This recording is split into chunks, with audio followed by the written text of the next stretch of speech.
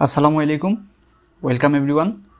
আজকে আমরা আমাদের ফার্মাকোলজির অ্যান্টিমাইক্রোবিয়ালের আরও একটা important chapter cell wall synthesis নিয়ে সেল ওয়াল সিনথেসিস ইনহিবিটরস নিয়ে আলোচনা করব। তো চলো শুরু করা যাক। প্রথমেই আমাদের এখানে যে কোশ্চেনটা আছে সেটা হলো যে সেল ওয়াল সিনথেসিস ইনহিবিটরসের যে ড্রাগগুলো আছে ওগুলো নিয়ে জানতে চাইছে। তো আমরা যদি সেল ওয়াল সিনথেসিস ইনহিবিটরের ড্রাগগুলো নিয়ে জানি তাহলে আমরা এখান থেকে একটা ট্রিক্সের মাধ্যমে এই ড্রাগসগুলোর নাম মনে রাখব। তো ট্রিক্সটা কি? ট্রিক্সটা হলো firmly binds to bacterial cell wall. এই ট্রিক্সটার মাধ্যমে আমরা এখানের যে ড্রাগগুলো আছে এগুলো আমরা মনে রাখতে পারবো। তো সেল ওয়াল সিনথেসিস ইনহিবিটরের আমাদের ফার্মলিতে ড্রাগটা হলো ফসফোমাইসিন। বাইন্ড টুতে হলো বিটা ল্যাকটামস। আর যে ব্যাকটেরিয়াল আছে এটাতে হলো ব্যাসিট্রাসিন। সেলতে হলো সাইক্লোসেরিন। আর ওয়ালটা থেকে আমরা মনে রাখবো, ওয়ালের ডব্লিউকে বি বানিয়ে দিব, তাহলে এখান থেকে আমরা মনে রাখবো ভ্যাঙ্কোমাইসিন। তাহলে এগুলো হলো আমাদের সেল ওয়াল সিনথেসিস ইনহিবিটরসের ড্রাগস। তো এর মধ্যে আমাদের যে বিটা ল্যাকটামেজটা আছে এবং ভ্যাঙ্কোমাইসিন আছে, এই দুইটা আমাদের জন্য বেশি ইম্পর্ট্যান্ট।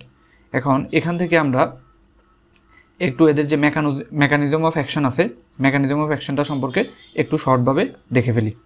তো এই ড্রাগগুলোর যদি আমরা মেকানিজম অফ অ্যাকশন নিয়ে কথা বলি তাহলে মেকানিজম অফ অ্যাকশন আমাদের এখানে আমরা যে ড্রাগগুলো লিখলাম এর মধ্যে এরা আসলে কিভাবে কাজ করে। তো আমরা যদি দেখি আমাদের যে ব্যাকটেরিয়াল সেল ওয়াল আছে, আমরা এখন যেহেতু সেল ওয়াল সিনথেসিস ইনহিবিটর করতেছি, আমরা আগে ব্যাকটেরিয়াল সেল ওয়ালটা কী দ্বারা ফর্মেশন হয় এটা জানি। তো ব্যাকটেরিয়াল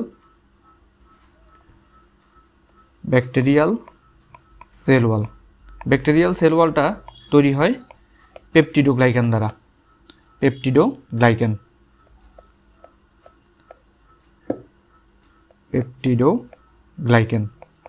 সো পেপটিডোগ্লাইকানের এখানে দুইটা পার্ট আছে, একটা হলো পেপটাইড পার্ট আর একটা হলো গ্লাইকান পার্ট।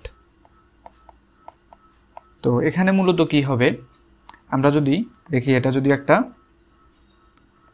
ব্যাকটেরিয়া হয়, এই ব্যাকটেরিয়ার ভিতরে আমার অ্যামাইনো অ্যাসিড মিলে পেপটাইড বন্ড ফর্মেশনের মাধ্যমে এখানে পেপটাইড আছে। আর এই যে গ্লাইকান, এই গ্লাইকানটা দুই রকম, একটা হলো অ্যাসিটাইল গ্লুকুরোনিক অ্যাসিড আর একটা হলো অ্যাসিটাইল মুরামিক অ্যাসিড। তো এখানে এই যে অ্যাসিটাইল গ্লুকুরোনিক অ্যাসিড এবং অ্যাসিটাইল মুরামিক অ্যাসিড আছে, এরা যেহেতু দুইজনই গ্লাইকান, তো এই দুজন যে বন্ডের মাধ্যমে এক হবে সেটাকে আমরা বলবো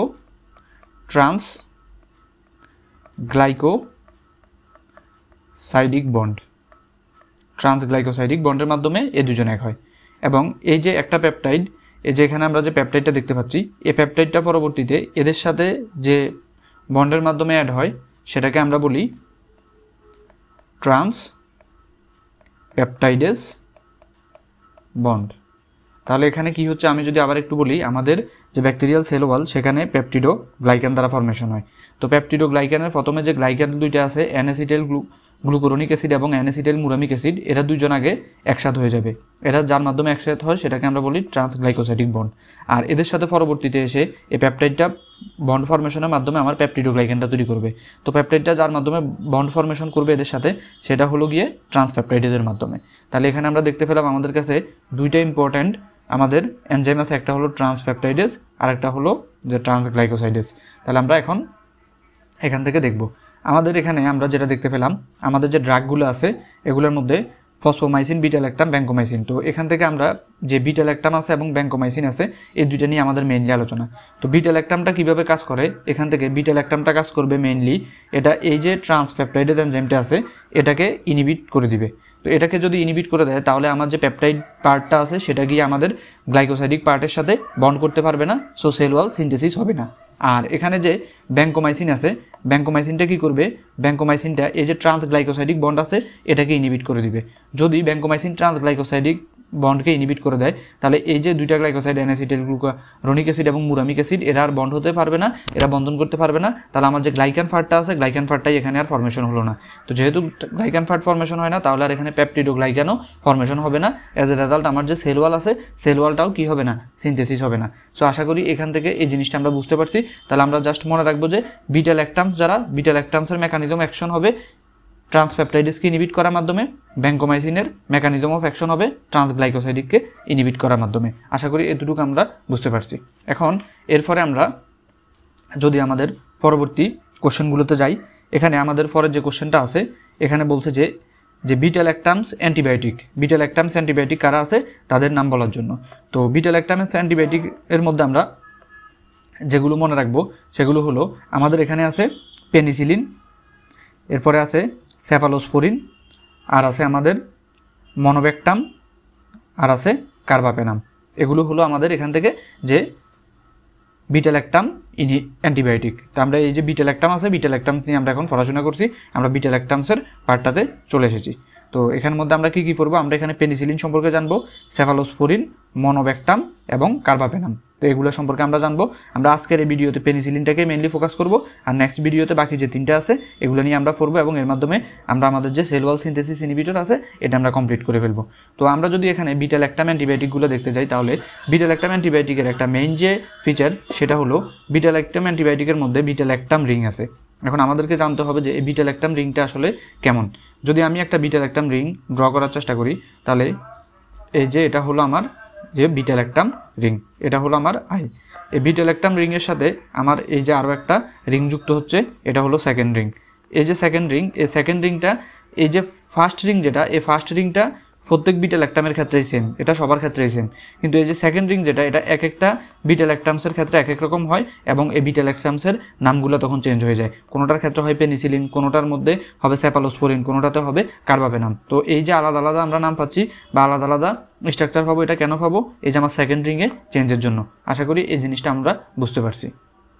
এখন এখান থেকে আমরা যে পরবর্তী কোশ্চেনে যাব সেখানে ড্রব্যাকগুলো সম্পর্কে জানতে চাইছি, এটা আমরা এখন করবো না, আমরা যখন এই চ্যাপ্টারটা আমাদের কমপ্লিট করা হয়ে যাবে তখন এটা আমাদের অটোমেটিক শেখা হয়ে যাবে। এখন এখান থেকে বিটা ল্যাকটামেজ, পরের যে কোশ্চেনটা আছে beta lactamase inhibitors, beta lactamase ইনহিবিটরসটা সম্পর্কে আমরা যে এটার ক্লাসিফিকেশন আছে, ক্লাসিফিকেশন যখন পড়তে যাব তখন এটা সম্পর্কে আমরা ইন ডিটেলসে জেনে নিব যে বিটা ল্যাকটামেজের কী কী ড্রব্যাক আছে এবং এটা থেকে আমরা কীভাবে ওই ড্রব্যাকগুলোকে আমরা কাটিয়ে উঠি। তো এটাও আমাদের পরবর্তীতে নেক্সটে হয়ে যাবে, আমি এখন এটা আর আলোচনা করছি না। তো এরপরে আমরা যদি যাই আমাদের আর এখান থেকে কী পড়তে হবে, আমরা এখান থেকে যদি দেখি আমাদের নেক্সট যে জিনিসটা জানতে হবে সেটা হলো এখান থেকে আমরা পেনিসিলিন ড্রাগটা সম্পর্কে জানবো। পেনিসিলিন, তো পেনিসিলিন নিয়ে যদি আমরা জানতে চাই তাহলে আমাদেরকে যেটা প্রথমে জানতে হবে এই যে পেনিসিলিনের যে ড্রাগগুলো আছে এই ড্রাগগুলোর ক্লাসিফিকেশন সম্পর্কে আমাদেরকে জানতে হবে। তো পেনিসিলিন ড্রাগের ক্লাসিফিকেশন জানার জন্য এখানে অনেক কিছু দেওয়া আছে, আমরা এটা আমাদের মতো করে মনে রাখবো। এখানে যে ক্লাসিফিকেশনটা দেওয়া আছে ওইটা তাহলে কাভার হয়ে যাবে। তো পেনিসিলিনের যে ক্লাসিফিকেশন আছে ওইটা পড়ার জন্য আমাদের প্রথমে যে জিনিসটা জানতে হবে সেটা হলো এখান থেকে যে আমার কাছে যে পেনিসিলিন আছে প্রথম পেনিসিলিনটার নাম কী ছিল আমাদেরকে আগে এটা জানতে হবে। আমাদের যে ফার্স্ট যে পেনিসিলিনটা ওইটার নাম ছিল পেনিসিলিন জি। তো এই যে পেনিসিলিন জি আছে এই পেনিসিলিন জিতে কিছু ড্রব্যাক ছিল, এটার মধ্যে কিছু সমস্যা ছিল, ওই সমস্যাগুলো আমরা কীভাবে কাটিয়ে উঠছি ওইটা আলোচনা করতে করতে আমাদের এই কোশ্চেনটা হয়ে যাবে। তো আমাদের ফার্স্ট যে পেনিসিলিন ড্রাগ, ফার্স্ট পেনিসিলিন ড্রাগটা ছিল পেনিসিলিন জি, পেনিসিলিন জি। এই পেনিসিলিন জিতে আমাদের কী কী সমস্যা ছিল, পেনিসিলিন জিতে আমরা কী কী সমস্যা পাই। পেনিসিলিন জিতে আমরা প্রথম যে সমস্যাটা পাইছি সেটা হলো এটা ছিল অ্যাসিড লেভাইল, অ্যাসিড লেভাইল, গ্যাস্ট্রিক অ্যাসিড দ্বারা এটা ডাইজেস্ট হয়ে যেত, অ্যাসিড লেভাইল। সো এটা তাহলে কি করা যেত না, এটা আমরা ওরাল রুটে দিতে পারতাম না, তাহলে এটা একটা ড্রব্যাক। 2 নম্বর যে ড্রব্যাকটা আমরা এখান থেকে পাই, এই যে প্রথম পেনিসিলিনটা ছিল এটা ছিল শর্ট অ্যাক্টিং, এটা খুবই অল্প সময়ের জন্য কাজ করতো, শর্ট অ্যাক্টিং। 3 নাম্বার যে ড্রব্যাকটা আমরা এখান থেকে পাই সেটা হলো এরা ছিল narrow spectrum, mainly gram positive ব্যাকটেরিয়াগুলোকে এরা মারত। এছাড়াও এখান থেকে আমরা নেক্সট যে ড্রব্যাক পাই সেটা হলো রেজিস্ট্যান্স। এদের বিরুদ্ধে দুইভাবে রেজিস্ট্যান্স হতে পারতো, একটা হলো বিটা ল্যাকটামেজ এনজাইমের মাধ্যমে, বিটা ল্যাকটামেজ এনজাইমটা বিটা ল্যাকটাম রিংটাকে ভেঙে দিত, আর একটা ডিরেক্ট পেনিসিলিনেজ এনজাইম যেটা পেনিসিলিনের উপরে কাজ করতো, পেনিসিলিনেজ এনজাইমের মাধ্যমে। আর 4 নাম্বার যে ড্রব্যাকটা ছিল সেটা হলো এটা অ্যালার্জি সৃষ্টি করতো। তো এই ছিল এখান থেকে ড্রব্যাকগুলো। এখন এই ড্রব্যাকগুলো আমরা কিভাবে কাটিয়ে উঠি, এখন আমরা এটা সম্পর্কে জানবো। তো ড্রব্যাকগুলো কিভাবে কাটিয়ে উঠি এটা যদি আমরা দেখতে চাই, তাহলে এই যে অ্যাসিড লেভেল থেকে আমরা কি করতে হবে, আমরা এটাকে অ্যাসিড স্টেবল করতে হবে। তাহলে অ্যাসিড স্টেবল করার জন্য আমরা কি ড্রাগ তৈরি করি, অ্যাসিড স্টেবল করার জন্য আমরা কিছু ড্রাগ তৈরি করি। এদেরকে আমরা কি নামে ডাকি, এদেরকে আমরা নামবো BODCA, বটকা নামে। তো এখানে কি আছে, বিতে আমরা পেনিসিলিন বি তৈরি করি, যেটা আমরা ওরালে দিলেও আমাদের কোনো ডাইজেশন হবে না, আমাদের এই ড্রাগটা কার্যকরী থাকবে। এছাড়া পরবর্তীতে আমরা আর কি দেখি, আমরা এখানে দেখি অক্সাসিলিন,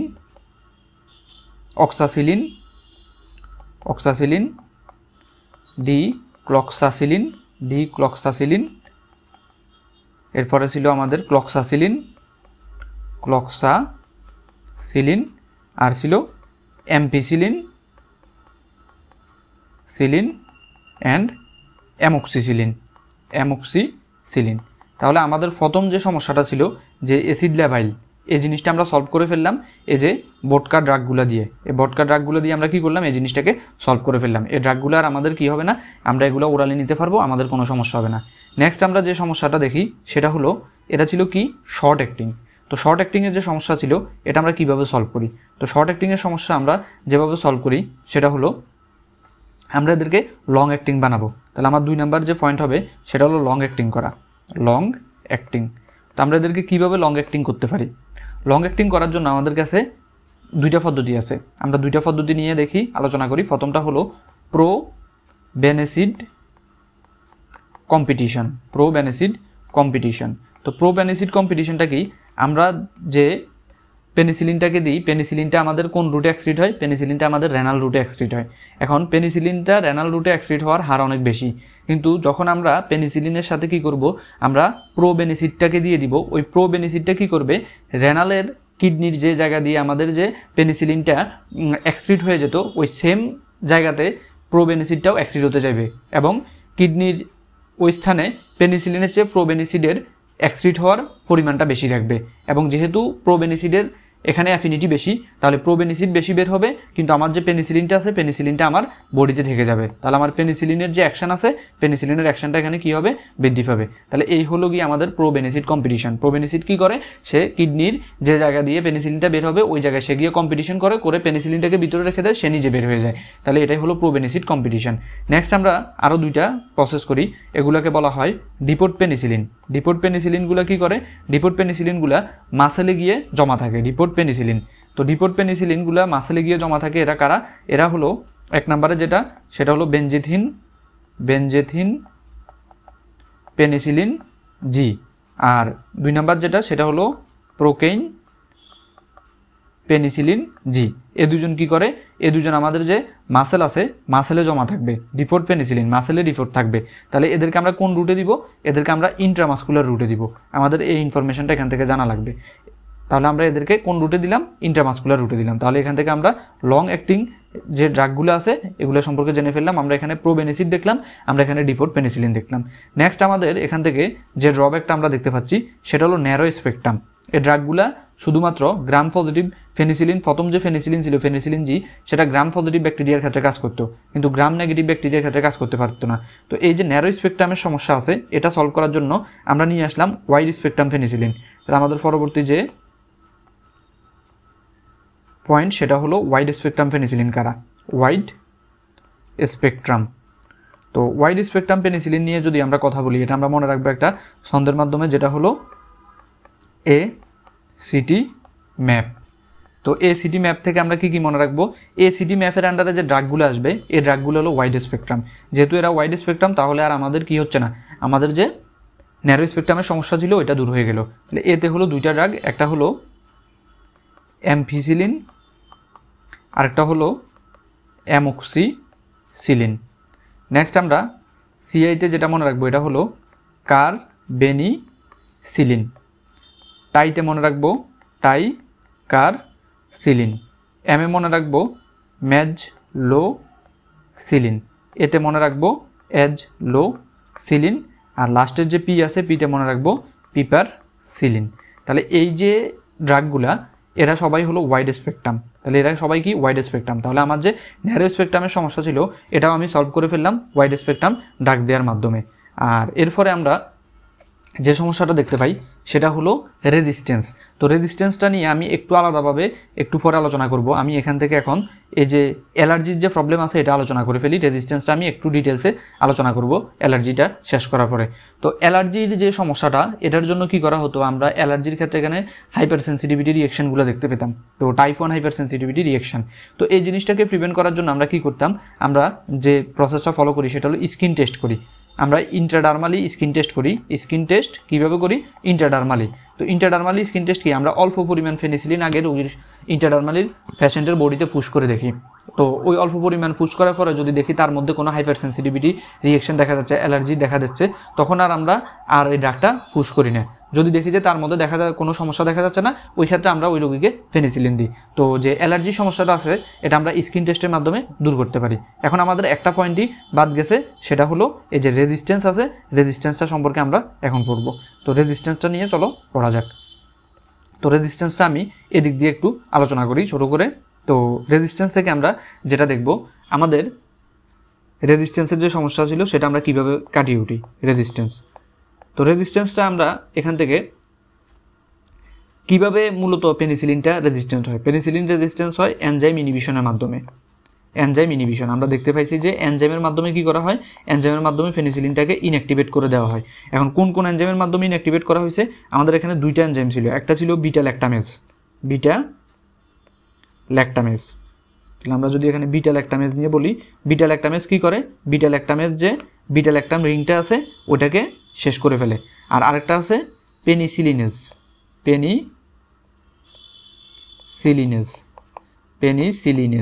পেনিসিলিনেজ কী করে, পেনিসিলিনটাকেই কী করে ফেলে, শেষ করে দেয়। তাহলে আমরা এখানে দুইটা এনজাইম দেখতে পেলাম।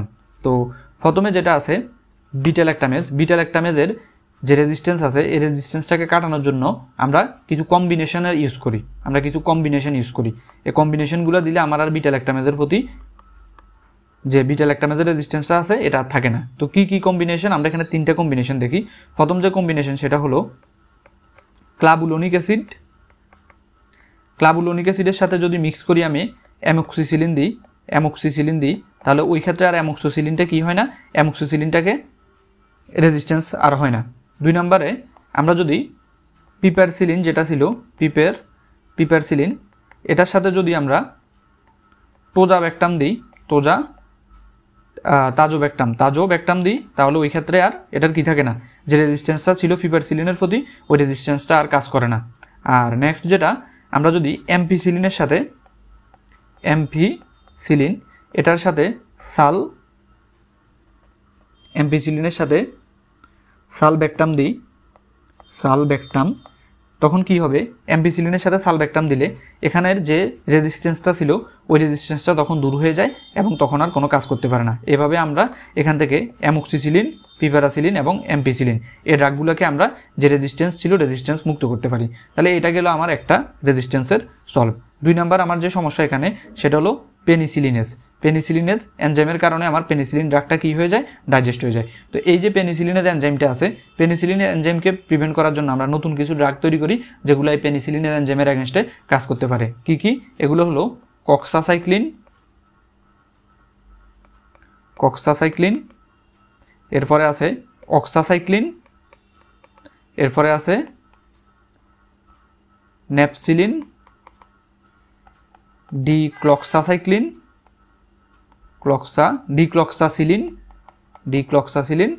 আর একটা নেক্সট যেটা সেটা হলো মেথিসিলিন। তো এই ড্রাগগুলো দেওয়ার মাধ্যমে আমরা কি করি, এই যে পেনিসিলিনের যে সমস্যাটা ছিল পেনিসিলিনের যে সমস্যাটাকে আমরা কাটিয়ে তুলি। তাহলে এই হলো এখান থেকে আমাদের পেনিসিলিনের যে ড্রব্যাক ছিল এবং পেনিসিলিনের এই ড্রব্যাকগুলো আমরা কীভাবে কাটিয়ে উঠি সেটার পড়াটা। তো এটাই হলো আমাদের এখান থেকে বলা যায় যে এই যে পেনিসিলিন চ্যাপ্টারটা আছে এটা সবচেয়ে ইম্পর্টেন্ট যে কোশ্চেন। এই কোশ্চেনটা যদি একবার ভালোভাবে আয়ত্ত করা যায় তাহলে এখানের ম্যাক্সিমাম জিনিসই আমাদের জন্য ইজি হয়ে যাবে। আমি আবার একটু আলোচনা করি। আমাদের ফার্স্ট যে পেনিসিলিন ড্রাগটা ছিল সেটা হলো পেনিসিলিন জি। এই পেনিসিলিনটার বিজ্ঞানীরা তৈরি করার পরে যখন এটা পেশেন্টকে দিল তখন তারা দেখতে পেলো কিছু প্রবলেম। কী কী প্রবলেম দেখতে পেলো? প্রথম প্রবলেমটা তারা যেটা দেখলো সেটা হলো অ্যাসিড লেভেল। এটা আমরা ওরালি দিতে পারি না, ওরালি দিলে এই ড্রাগটা আমাদের স্টোমাকে গিয়ে ডাইজেস্ট হয়ে যাচ্ছিল।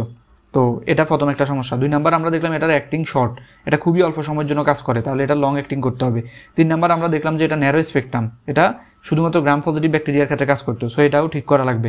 এরপর আমরা দেখতে পেলাম যে রেজিস্ট্যান্স, এটার এগেনস্টে খুব সহজে ব্যাকটেরিয়াগুলো রেজিস্ট্যান্স হয়ে যাচ্ছে। কীভাবে রেজিস্ট্যান্স হচ্ছে? ব্যাকটেরিয়া দুইটা এনজাইম তৈরি করছে, একটা হলো বিটা ল্যাকটামেজ এনজাইম তৈরি করছে, ব্যাকটেরিয়া আরেকটা এনজাইম তৈরি করছে যেটা ফেনিসিলিনেজ। এই এনজাইমগুলো গিয়ে আমার যে ফেনিসিলিন ড্রাগ আছে সেটাকে শেষ করে দিচ্ছে। আর 5 নাম্বার যে সমস্যাটা দেখা গেল এটা হলো পেশেন্টদের শরীরে অ্যালার্জি দেখা যাচ্ছিল। তো আসলে এখন আমরা এই জিনিসগুলো কীভাবে সলভ করি? প্রথমে অ্যাসিড লেভেলের যে সমস্যাটা ছিল তার বিরুদ্ধে আমরা অ্যাসিড স্টেবল ড্রাগ তৈরি করি। কী কী ড্রাগ? বোটকা দিয়ে আমরা মনে রাখবো। আর শর্ট অ্যাক্টিং যে ড্রাগগুলো ছিল তার বিরুদ্ধে আমরা লং অ্যাক্টিং করি। লং অ্যাক্টিং কীভাবে করি? আমরা প্রোবেনিসিডের সাথে কম্পিটিশন করে দিই। তাহলে প্রোবেনিসিড গিয়ে রেনালে পেনিসিলিন যে জায়গা দিয়ে এক্সক্রিট হবে সেখানে কম্পিটিশন করার মাধ্যমে পেনিসিলিনটা বডিতে থেকে যায়, প্রোবেনিসিডটা বের হয়ে যায়। 2 নম্বরে আমরা ডিপোর্ট পেনিসিলিন তৈরি করি যেগুলো আমাদের মাসেলে থেকে যাবে। তাহলে এইগুলোকে আমরা কীভাবে দিব? ইন্ট্রামাসকুলার রুটে দিব। তো ডিপোর্ট পেনিসিলিন আমাদের কী আছে? বেনজিথিন পেনিসিলিন জি আছে, প্রোকেন পেনিসিলিন জি আছে। তাহলে আমাদের যে সমস্যাটা ছিল শর্ট অ্যাক্টিং এটাও সলভ হয়ে গেল।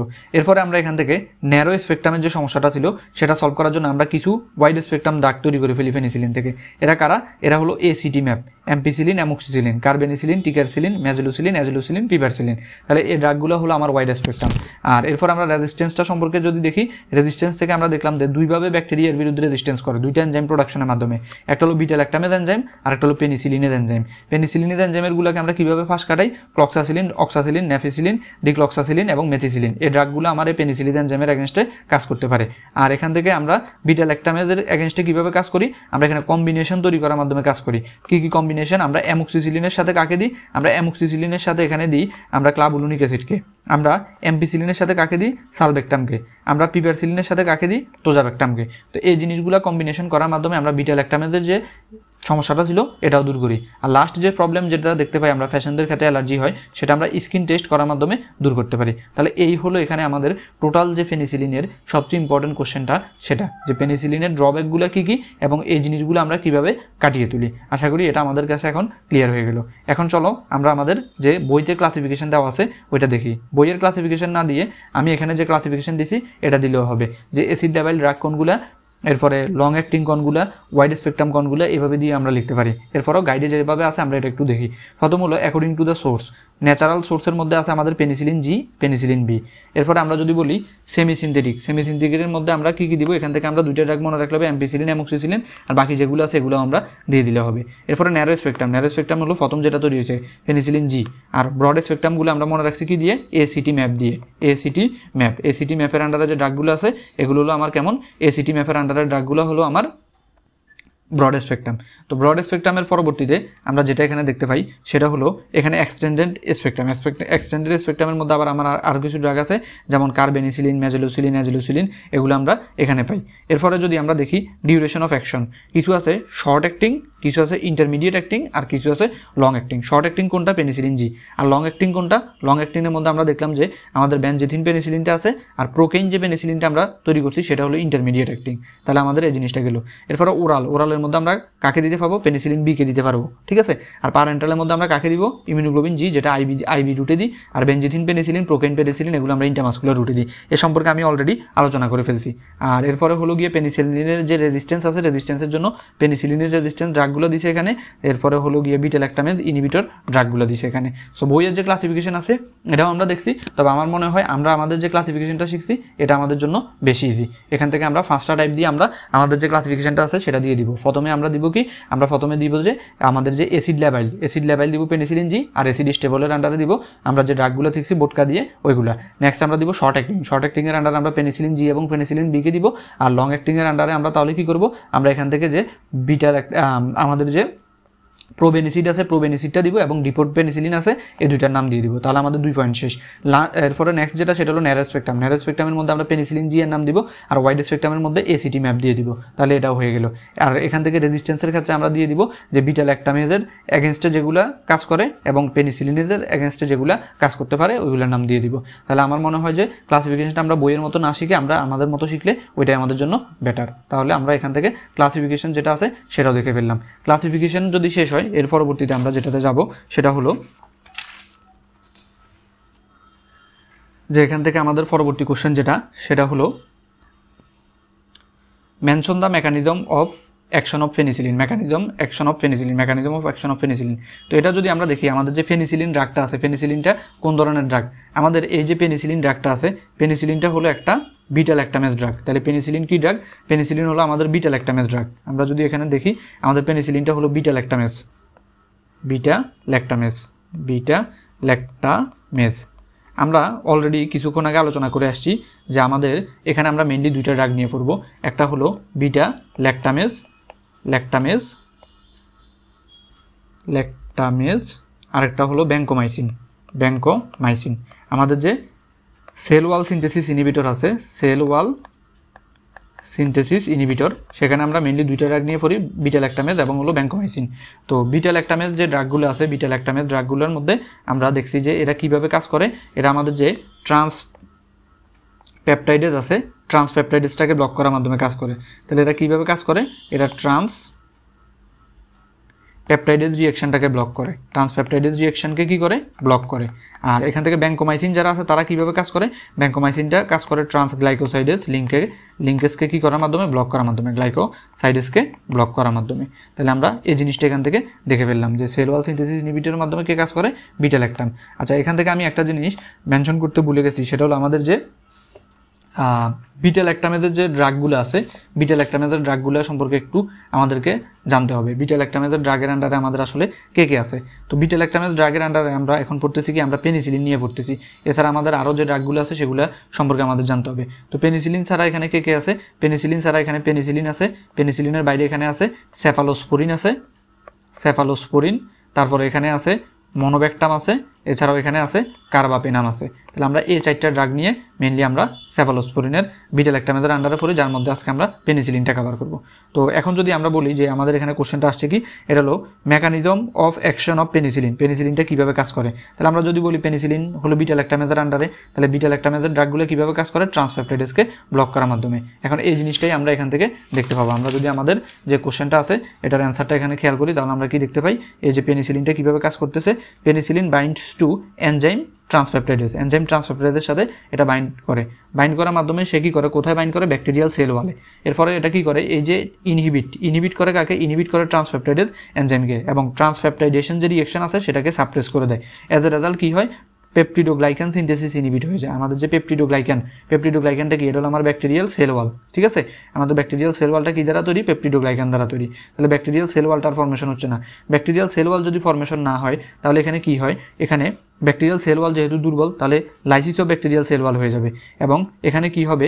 এই যে ব্যাকটেরিয়ার সেলের ভিতরে যে প্রোডাক্টগুলো ছিল এগুলো সব বের হয়ে যাবে। Extrusion of the protoplasmic content and death of the bacteria. কি হলো? এটা যদি আমার একটা ব্যাকটেরিয়া হয়, এই ব্যাকটেরিয়ার এই যে সেল ওয়াল আছে, সেল ওয়ালটা ঠিকভাবে ফর্মেশন হলো না।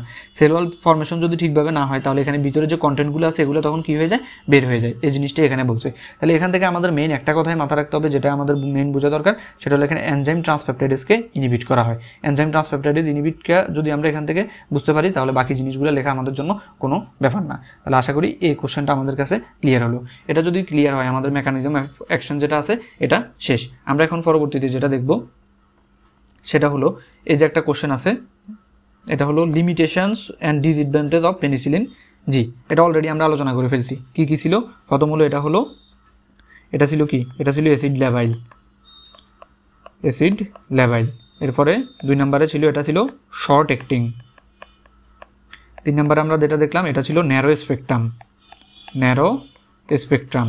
4 নম্বরে আমরা যেটা দেখছি এটা ছিল রেজিস্ট্যান্স, এটার এগেনস্টে ব্যাকটেরিয়া সহজে রেজিস্ট্যান্স করে তোলে। 5 নম্বরে ছিল এটার অ্যালার্জির প্রবলেম। সো এই জিনিসগুলোই মেইনলি এটার যে ড্রব্যাক বা লিমিটেশনের আন্ডারে পড়ে। এরপরে কোশ্চেন যেটা যে process of overcome the limitation of penicillin, এটা আমরা অনেক ডিটেলসে পড়ছি, ওই ডিটেলসের আন্ডারে আমরা আমাদের যে ক্লাসিফিকেশন আছে সেটা সলভ করে ফেলছি। অ্যাসিড লেভেলের এগেনস্টে আমরা অ্যাসিড স্টেবল বানাইছি, শর্ট অ্যাক্টিংয়ের এগেনস্টে আমরা লং অ্যাক্টিং বানাইছি, ন্যারোয়ের এগেনস্টে ওয়াইড স্পেকট্রাম বানাইছি, রেজিস্ট্যান্সের এগেনস্টে কীভাবে কাজ করে আমরা সেটা দেখছি, তারপরে অ্যালার্জির জন্য আমরা স্কিন টেস্ট করছি। সো আমাদের এই যে কোশ্চেনটা আছে এটা আশা করি আমাদের শেষ হয়ে গেল। এখন আমরা পরবর্তী যে কোশ্চেনটা দেখব সেটা হলো ইন্ডিকেশন অফ পেনিসিলিন। পেনিসিলিন আসলে আমরা কোন কোন কাজে ব্যবহার করতে পারি। তো পেনিসিলিনের যে ইন্ডিকেশন আছে এটা আমরা একটা ছন্দ দিয়ে মনে রাখবো। ছন্দটা হলো লাস্ট ম্যান গো, লাস্ট ম্যান গো। তো এখান থেকে কি লাস্ট ম্যান চলে যাবে, এলে কি লাস্ট ম্যানের যে এল আছে এলে হলো লিস্টেরিয়া, তাহলে আমরা পেনিসিলিন ইউজ করতে পারি লিস্টেরিয়ার ক্ষেত্রে।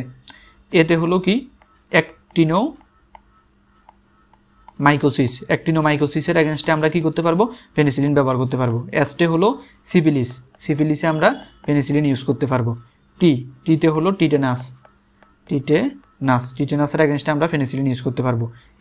এমে হলো মেনিনজোকক্কাইয়ের এগেনস্টে আমরা পেনিসিলিন ইউজ করতে পারবো। আর এনতে হলো অ্যানথ্রাক্সের এগেনস্টে আমরা ব্যবহার করতে পারবো। আর জিতে হলো গণকক্কাল ইনফেকশন লাইক গনোরিয়া, এগুলোতে আমরা কি করতে পারবো, ব্যবহার করতে পারবো গণকক্কাল ইনফেকশনে। সো আমরা যে ইন্ডিকেশন আছে আমাদের যে ইন্ডিকেশন অফ পেনিসিলিনটা আমরা আমাদের যে লাস্ট ম্যান গো এই যে ছন্দটা দিয়ে আমরা মনে রাখবো, তাহলে আশা করি আর আমাদের এই জিনিসটা ভুল হবে না। তাহলে আমরা এখান থেকে পেনিসিলিনের যে ইন্ডিকেশন আছে পেনিসিলিনের ইন্ডিকেশনটা আমরা দেখে ফেললাম। পেনিসিলিনের ইন্ডিকেশন যদি দেখা হয়ে যায় এখান থেকে আমরা পরবর্তীতে যে কোশ্চেনটা সলভ করব সেটা হলো গিয়ে অ্যাডভার্স ইফেক্ট অফ পেনিসিলিনের কী অ্যাডভার্স ইফেক্ট আছে। পেনিসিলিনের সবচেয়ে মেইন যে অ্যাডভার্স ইফেক্ট সেটা হলো পেনিসিলিন যখন পেশেন্টের ক্ষেত্রে দেওয়া হয়, আমাদের আগের যে পেনিসিলিনটা আছে সেটার ক্ষেত্রে বা নতুন যে পেনিসিলিনগুলো তৈরি হয়েছে ওইগুলোর ক্ষেত্রেও দেখতে পাই যে পেনিসিলিন পেশেন্টের বডিতে হাইপার সেন্সিটিভিটি রিয়েকশন করার মাধ্যমে পেশেন্টের বডিতে অ্যালার্জি সৃষ্টি করে, অ্যানাফাইলিটিক শকের সৃষ্টি করে, র্যাশের সৃষ্টি করে। তাহলে এটা থেকে যদি আমাদের একটা কথা বলতে বলে সেটা হলো হাইপার সেন্সিটিভিটি রিয়েকশনের মাধ্যমে কী হতে পারে, অ্যানাফাইলিটিক শক হতে পারে, তারপরে এখানে ইউট্রিশিয়া হতে পারে, এরপরে এখান থেকে ফিভার হতে পারে, ইডেমা হতে পারে, এরপরে অ্যালার্জি সৃষ্টি হতে পারে, এ হলো একটা কথা। তাহলে আমরা হাইপার সেন্সিটিভিটি রিয়েকশনটা হলো মেইনিয়া। এই জন্য আমরা কী করি, আমরা স্কিন টেস্ট করি, যেটা আমি একটু আগে বললাম যে আমরা স্কিন টেস্ট করার মাধ্যমে আমরা ইন্টারডার্মালি অল্প পরিমাণে পেনিসিলিন দিয়ে দেখি যে তার মধ্যে কোনো হাইপার সেন্সিটিভিটি রিয়েকশন হচ্ছে কিনা। যদি ওই পেশেন্টের মধ্যে হাইপার সেন্সিটিভিটি রিয়েকশন হয় তখন আমরা পেনিসিলিন চুজ করি না, আমরা তখন অন্য গ্রুপের ড্রাগ চুজ করি। আর যখন দেখতে পাই তার মধ্যে হাইপার সেন্সিটিভিটি রিয়েকশন নাই তখন আমরা তাকে পেনিসিলিন দিতে পারি। তাহলে এই হলো হাইপার সেন্সিটিভিটি রিয়েকশন। 2 নম্বরে সেটা হলো সুপার ইনফেকশন। আমাদের যে সুপার ইনফেকশন হয় সেটা হলো আমাদের যে ওয়াইড স্পেকট্রাম বা ব্রড স্পেকট্রাম ব্যাকটেরিয়াগুলো আছে, ব্রড স্পেকট্রাম ব্যাকটেরিয়াগুলোর কারণে আমাদের যে নর্মাল ফ্লোরা, আমাদের নর্মাল যে ব্যাকটেরিয়া ওইগুলোর যে ক্ষতি হয় ওইটাকে আমরা বলি সুপার ইনফেকশন। তো এই যে এখানে ব্রড স্পেকট্রাম ব্যাকটেরিয়ার কারণে এটা হয়, কী আছে, অ্যামোক্সিসিলিন এবং অ্যাম্পিসিলিন। তাহলে এটা 2 নম্বর, যে 1 নম্বরটা হলো গিয়ে হাইপার সেন্সিটিভিটি রিয়েকশন, 2 নম্বরটা হলো গিয়ে সুপার ইনফেকশন। আর 3 নম্বরে যেটা আমরা ম্যাক্সিমাম ড্রাগের ক্ষেত্রেই কমনলি ইউজ করি যে জিআই আপসেটের মধ্যে কী হবে, ডায়রিয়া, নাউসিয়া, ভমিটিং এগুলো দিয়ে দিব। এরপরে যেটা আছে সেটা হলো গিয়ে হেমাটোলজিক্যালের মধ্যে কী হতে পারে। হেমাটোলজিক্যাল যদি আমরা দেখি, হেমাটোলজিক্যাল থেকে আমরা যেটা মনে রাখবো, এখান থেকে আমরা নিউট্রোপেনিয়াটা মনে রাখবো আর প্লাটিলেট ডিসফাংশন, এই দুইটা আমাদের জন্য ইম্পর্টেন্ট, নিউট্রোপেনিয়া এবং প্লাটিলেট ডিসফাংশন। আর ইলেকট্রোলাইট ইমব্যালেন্স এগুলো এত ইম্পর্টেন্ট না, এখান থেকে আমরা দুইটা জিনিস মনে রাখবো। একটা হলো এখানে লিভার ফাংশনের ক্ষেত্রে কী করে, এলিভেটেড এনজাইম বাড়ায় দেয়, আর হলো নিউরোলজিক্যাল ক্ষেত্রে সিজার করে। এই দুইটা টপিক আমরা মনে রাখবো। এই কয়টা বলতে পারলে আমাদের জন্য বাইবা রিটার্ন দুইটার জন্যই মোর দ্যান এনাফ। এর মধ্যে সবচেয়ে ইম্পর্টেন্ট দিয়ে আমাদের বলতে হবে হাইপার সেন্সিটিভিটির যে রিয়েকশন আছে বাইবার ক্ষেত্রে, এটা হলো সবচেয়ে কমনলি আস্কড কোশ্চেন, যে একটা অ্যাডভার্স ইফেক্ট যদি বলতে বলা হয় সেটা কোনটা, সেটা হলো গিয়ে হাইপার সেন্সিটিভিটি রিয়েকশন। আর সুপার ইনফেকশনটা যে সকল ড্রাগ আমরা দেখবো ব্রড স্পেকট্রাম আছে তাদের সবার ক্ষেত্রে আমরা সুপার ইনফেকশনের কথাটা বলতে পারবো। তাহলে এই হলো আমাদের এখানে যে অ্যাডভার্স ইফেক্ট আছে, অ্যাডভার্স ইফেক্ট। ওকে, তাহলে আমরা এই কোশ্চেনটা আমাদের শেষ হলো। নেক্সট যেটা, এটা হলো গিয়ে কোশ্চেনটা, সেটা হলো anti staphylococcal penicillin degree of effectiveness beta lactamase producing S aureus infection. আচ্ছা, এটা যদি আমরা একটু দেখি, এটা হলো আমরা এখান থেকে পেনিসিলিন, এই কোশ্চেনটার অ্যান্সার যেটা এটা আমি একটু লিখে দিই। এটা এই কোশ্চেনের অ্যান্সার হলো আমরা পেনিসিলিনেজের এগেনস্টে যে ড্রাগগুলো কাজ করছে, পেনিসিলিনেজ এনজাইম রেজিস্ট্যান্স এগেনস্টে যে ড্রাগগুলো কাজ করছে তারাই মূলত এখানে আসবে। তো এগুলো আমরা কী কী দেখছিলাম, আমরা এখানে দেখছিলাম ক্লক্সাসাইক্লিন ছিল, ক্লক্সাসিলিন ছিল, এরপরে ছিল অক্সাসিলিন, এরপরে ডিক্লক্সাসিলিন, নেপসিসিলিন। এই যে পেনিসিলিনের রেজিস্ট্যান্সের কারণে এগেনস্টে যে ড্রাগগুলো আমরা তৈরি করছিলাম এগুলোই মূলত কোশ্চেনটার অ্যান্সার। তাহলে এখানে কোশ্চেনটা কি, এখানে হলো গিয়ে অ্যান্টিস্টেফাইলোকক্কাল পেনিসিলিনগুলো আমরা এখান থেকে তাহলে দেখে নিলাম, ওইটা আমার ওই ড্রাগটার আন্ডারেই মেনলি চলে আসে। তাহলে আমরা এখান থেকে এই জিনিসটা আমাদের দেখা হয়ে গেল। পরবর্তীতে আমরা এখানে যেটা দেখব সেটা হলো আমাদের একটা কোশ্চেন যে কম্বিনেশনটা কেন ব্যবহার করা, combination of amoxicillin with clavulanic acid, কেন এই জিনিসটা ব্যবহার করা হয়। তো আমরা দেখছি এটা কেন ব্যবহার করা হয়, আমরা যে বিটা ল্যাকটামেজ, আমরা এখান থেকে দেখছি যে আমাদের বিটা ল্যাকটামেজ এনজাইম দিয়ে আমাদের কী হতো, ফেনিসিলিনকে ধ্বংস করে ফেলতো। এই যে বিটা ল্যাকটামেজের রেজিস্ট্যান্সটা দূর করার জন্য আমরা কী করতাম, বিটা ল্যাকটামেজের রেজিস্ট্যান্সটা দূর করার জন্য আমরা যে কম্বিনেশন আছে সেটা ব্যবহার করতাম। তো এই কম্বিনেশনের ক্ষেত্রে আমরা কেন ক্লাবুলিনিক অ্যাসিডটাকে বেছে নিলাম, ক্লাবুলিনিক অ্যাসিডটাকে বেছে নেওয়ার এখানে কয়েকটা কারণ আছে। ক্লাবুলিনিক অ্যাসিড কী করে, আমরা যদি এই জিনিসটা একটু পড়ি তাহলে আমরা এখানে কি দেখতে পাই, আমরা এখানে দেখতে পাই যে amoxicillin is a broad spectrum drug. অ্যামোক্সিসিলিনটা হলো broad spectrum penicillin and destroyed by beta lactamase. অ্যামোক্সিসিলিনকে কে ধ্বংস করতে পারে, বিটা ল্যাকটামেজ ধ্বংস করতে পারে। আমরা এটা দেখছি যে এটা বিটা ল্যাকটামেজ দ্বারা ধ্বংস হয়। On the other hand clavulanic acid is beta lactam molecule, এটা হলো একটা বিটা ল্যাকটাম মলিকিউল যেটার খুবই অল্প পরিমাণ অ্যান্টিব্যাকটেরিয়াল অ্যাক্টিভিটি আছে। তো যখন এটা গিয়ে এখন আমি দুইটা ড্রাগ একসাথে দিছি, দুইটা ড্রাগ একসাথে দিলে এই ড্রাগটা, এই যে ক্লাবুলিনিক অ্যাসিড আছে, ক্লাবুলিনিক অ্যাসিডটা গিয়ে আমার বিটা ল্যাকটামেজের সাথে ইরিভার্সিবলি বাইন্ড করে ফেলে। যখন এটা বিটা ল্যাকটামেজের সাথে ইরিভার্সিবলি বাইন্ড করে ফেলে তখন বিটা ল্যাকটামেজ আর আমার যে পেনিসিলিন আছে, আমার যে পেনিসিলিন ড্রাগ অ্যামোক্সিসিলিন আছে, অ্যামোক্সিসিলিনের উপরে আর কাজ করতে পারে না। তখন এটা কার সাথে বাইন্ড হয়ে থাকে, এটা শুধুমাত্র আমাদের যে ক্লাবুলিনিক অ্যাসিড আছে এটার সাথে বাইন্ড হয়ে থাকে। তো ক্লাবুলিনিক অ্যাসিড এখানে কী করছে, সে নিজেকে সুইসাইড করার মাধ্যমে সে এই যে অ্যামোক্সিসিলিনের ধ্বংস হওয়াটাকে সে ইনহিবিট করছে। এজন্য তাকে কি বলা হচ্ছে, তাকে বলা হচ্ছে সুইসাইড ইনহিবিটর। কি বলা হচ্ছে, সুইসাইড ইনহিবিটর। তাহলে আমি যদি আবার একটু বলি, আমাদের এখানে আমরা কম্বিনেশনটা কেন ইউজ করি, কম্বিনেশনে আমরা অ্যামোক্সিসিলিন ব্যবহার করি এবং ক্লাবুলিনিক অ্যাসিড ব্যবহার করি। তো অ্যামোক্সিসিলিন যদি আমরা নর্মালি ব্যবহার করি তখন এটা বিটা ল্যাকটামেজ এনজাইম দ্বারা ব্যাকটেরিয়া কি করে, ব্যাকটেরিয়া, এই যে আমার ধরো আমি একটা ফিগারের মাধ্যমে দেখাই, ধরা যাক এ হলো আমার একটা ব্যাকটেরিয়া, এই ব্যাকটেরিয়াতে ব্যাকটেরিয়াতে কাজ করার জন্য আমি দিলাম এখানে অ্যামোক্সিসিলিন। তো অ্যামোক্সিসিলিনটা যখন এখানে ভিতরে আসলো, অ্যামোক্সিসিলিন ভিতরে আসার পরে এখানে ব্যাকটেরিয়া একটা এনজাইম তৈরি করে, ব্যাকটেরিয়াল এনজাইম। এই ব্যাকটেরিয়াল এনজাইমটার নাম কি, ব্যাকটেরিয়াল এনজাইমটার নাম হলো গিয়ে বিটা ল্যাকটামেজ। এই বিটা ল্যাকটামেজ গিয়ে কী করবে, বিটা ল্যাকটামেজ গিয়ে এই যে আমার অ্যামোক্সিসিলিন আছে, অ্যামোক্সিসিলিনটাকে ডিগ্রেড করে ফেলবে। তাহলে আর অ্যামোক্সিসিলিনটা কাজ করতে পারে না। এখন আমি এখানে কি করব, এখন আমি এখানে দিচ্ছি আমি ক্লাবুলিনিক অ্যাসিড দিচ্ছি। তাহলে আমি এখানে ক্লাবুলিনিক অ্যাসিড দিলাম। তো ক্লাবুলিনিক অ্যাসিডটা গিয়ে কী করবে, ক্লাবুলিনিক অ্যাসিডটা গিয়ে আমার যে এনজাইমটা আছে এনজাইমটার সাথে ইরিভার্সিবলি বাইন্ড হয়ে যাবে, যদি এনজাইমটার সাথে সে বাইন্ড হয়ে যায় তখন এই এনজাইমটা আর কি করতে পারে না, এনজাইমটার অ্যাক্টিভিটি চলে যায় এবং এটা তখন আর আমার যে এই যে অ্যামোক্সিসিলিন আছে সেটার সাথে কাজ করতে পারে না। অ্যাজ এ রেজাল্ট আমার অ্যামোক্সিসিলিনটার কি হয় না, ডিগ্রেড হয় না। এটাই হলো এটার যে মেইন মেকানিজম অফ অ্যাকশন সেটা। তো আশা করি আমরা এখান থেকে এই জিনিসটা বুঝতে পারছি এবং কেন এটাকে সুইসাইডাল ইনহিবিটর বলা হয় সেটাও আমাদের কাছে ক্লিয়ার হলো। তাহলে আমরা এখান থেকে এই কোশ্চেনটাও সলভ করে ফেললাম। এখন নেক্সট আমরা এখান থেকে যেটা দেখব, তো এখানে একটা কোশ্চেন আছে mechanism of bacterial resistance to penicillin. Bacteria কীভাবে ফেনিসিলিনের প্রতি রেজিস্ট্যান্স করে, আমরা অলরেডি ফেনিসিলিনের রেজিস্ট্যান্সের যে কোশ্চেন আছে সেটা সলভ করে ফেলছি দুইভাবে। একটা হলো গিয়ে বিটা ল্যাকটামেজ দ্বারা, বিটা ল্যাকটামেজের রেজিস্ট্যান্স আমরা কীভাবে কাটাই, কম্বিনেশনের মাধ্যমে কাটাই। আর আরেকটা হলো পেনিসিলিনেজ দ্বারা, পেনিসিলিনেজ। তো এটা মেনলি রিটেনের কোশ্চেন। রিটেনে যদি এই কোশ্চেনটা আসে তাহলে আমরা এখানে যে ছবিটা দেখছি এই ছবিটা দিয়ে দিলেও আমাদের হবে, এটা দিয়ে আমরা জিনিসটাকে এক্সপ্লেন করে দিতে পারবো। সো আমরা এখান থেকে এই জিনিসটা দেখে ফেললাম। নেক্সট আমরা যেটা যাব সেটা হলো আমাদের পরবর্তী কোশ্চেন সেটা হলো prolongation of duration action of penicillin. আমরা এখানে দেখলাম যে পেনিসিলিনের অ্যাকশনটাকে কীভাবে বাড়ানো হয়। তো আমরা এটা একটু আগে সলভ করে আসছি যে পেনিসিলিনকে আমরা লং অ্যাক্টিং করছি। কী করছি, লং অ্যাক্টিং আমরা কীভাবে করছি, আমরা পেনিসিলিনকে লং অ্যাক্টিং করছি দুইভাবে। একটা হলো আমরা প্রোবেনসিডের সাথে কম্পিটিশন করাইছি, প্রোবেনসিড কম্পিটিশন। আর সেকেন্ড আমরা যেটা করছিলাম সেটা হলো আমরা ডিপোর্ট পেনিসিলিন জি তৈরি করছিলাম, ডিপোর্ট যেটা আমার মাসেলে জমা থাকতো, ডিপোর্ট পেনিসিলিন জি এর মাধ্যমে কারা ছিল, আমাদের এখানে ছিল